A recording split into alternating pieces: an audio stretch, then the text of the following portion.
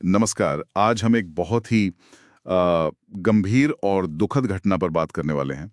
Air India flight AI 175 के हादसे से जुड़े जो भी शुरुआती स्रोत हमारे पास हैं, हम कोशिश करेंगे कि मिलकर समझें कि असल में हुआ क्या था और इसके मायने क्या हैं। जी बिल्कुल।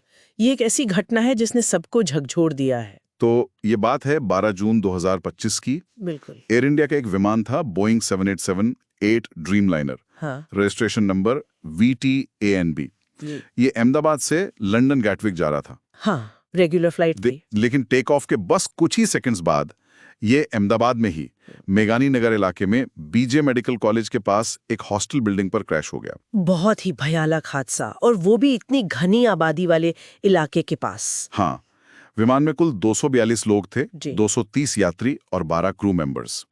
और दुख की बात यह है कि इनमें से 241 लोगों की जान चली गई। लगभग सभी लोग। हाँ, और सिर्फ विमान में ही नहीं, जमीन पर जहां ये गिरा वहां भी भारी नुकसान हुआ।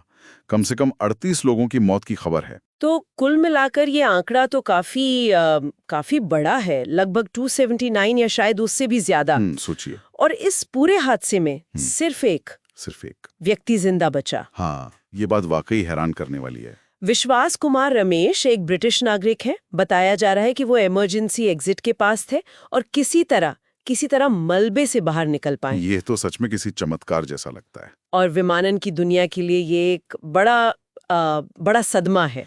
खासकर इसलिए क्योंकि ये बोइंग 787 मतलब ड्रीमलाइनर पिछले 16 साल से उड़ रहा है। हाँ, सुना है, काफी भरोसेमंद विमान माना जाता है। बिल्कुल। और ये पहली बार है जब इस विमान का कोई ऐसा घातक हादसा हुआ है जिसे हम तकनीकी भाषा में हल लॉस कहते हैं। मतलब विमान पूरी तरह नष्ट हो गया। पहला हादसा 16 साल में, ये वाकई चौंकाने वाली बात है। जाहिर है जांच तो तुरंत शुरू हो गई होगी। जी हाँ, बिल्कुल।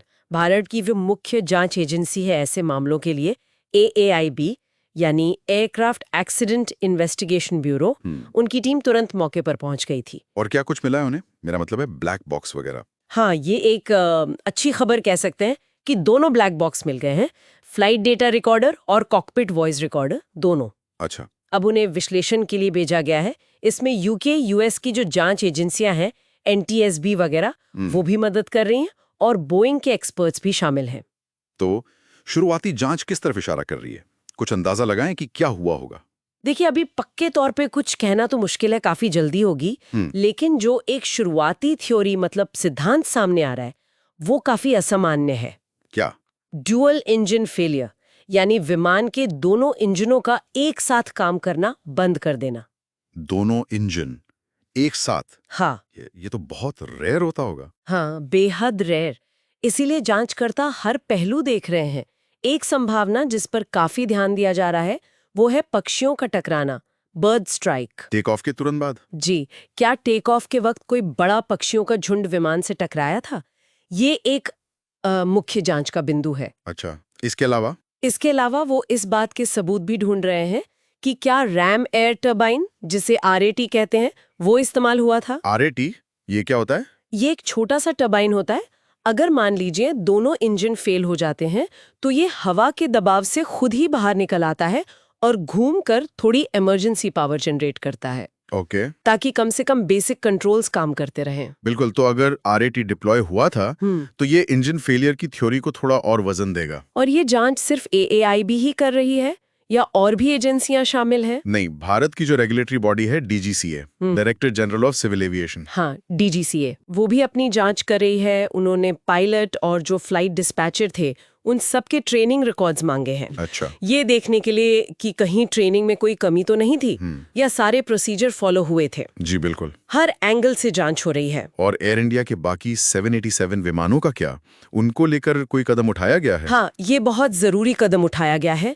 DGCA ने एयर इंडिया के पूरे 787 फ्लीट मतलब बेड़े की जांच के आदेश दिए हैं। सभी 787 विमानों की? हाँ, और खास तौर पर उन विमानों की जिनमें GNX इंजन लगे हैं, क्योंकि जो विमान दुर्घटनाग्रस्त हुआ उसमें भी यही इंजन थे। ये एहतियात के तौर पर है ताकि अगर कोई कॉमन प्रॉब्लम हो तो पता चल जाए। बिल्कुल सही, सेफ्टी सबसे पहले। जाहिर है इस हादसे का असर सिर्फ जांच और एयरलाइंस तक ही सीमित नहीं होगा, इसका और भी व्यापक असर दिख रहा होगा। हाँ बिल्कुल।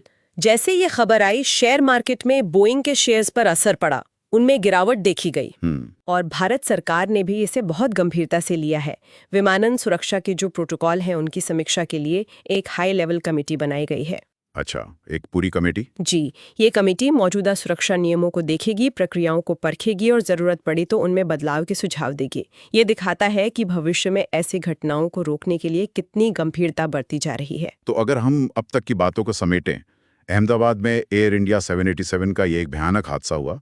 करीब 279 जानें गईं, सिर्फ एक व्यक्ति बचा। हाँ, और जांच फिलहाल इस बेहद दुर्लभ संभावना पर फोकस कर रही है कि दोनों इंजन एक साथ फेल हो गए, शायद पक्षियों के टकराने की वजह से। और ये 787 ड्रीमलाइनर का पहला घातक हादसा है। बिल्कुल, पिछले 16 सालों में पहला।